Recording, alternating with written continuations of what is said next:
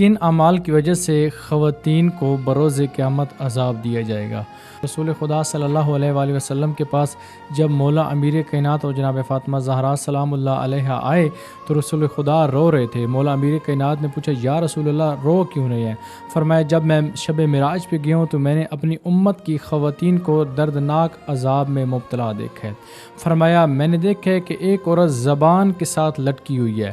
فرمایا وہ اس لیے زبان کے ساتھ لٹکی ہوئی ہے کیونکہ وہ زبان سے اپنے شوہر کو دنیا میں تکلیف اور اذیت دیتی تھی۔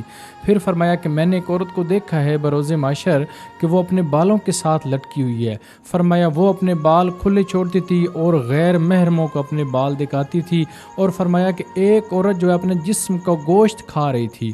فرمایا یا رسول اللہ وہ گوشت کیوں کھا رہی تھی؟ فرمایا دنیا میں وہ عورت اپنے جسم کو زینت بنا کر غیر محرموں کو دکھاتی تھی، اور فرمایا ایک عورت پاؤں کے بل لٹکی ہوئی ہے۔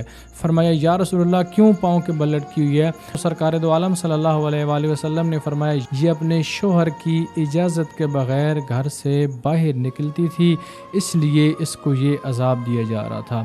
اگر آپ بھی چاہتے ہیں کہ آپ آخرت کے عذاب سے بچیں تو ان چیزوں کو چھوڑ دیں جن کو اللہ بھی پسند نہیں کرتا اور آل محمد علیہ السلام بھی پسند نہیں کرتے۔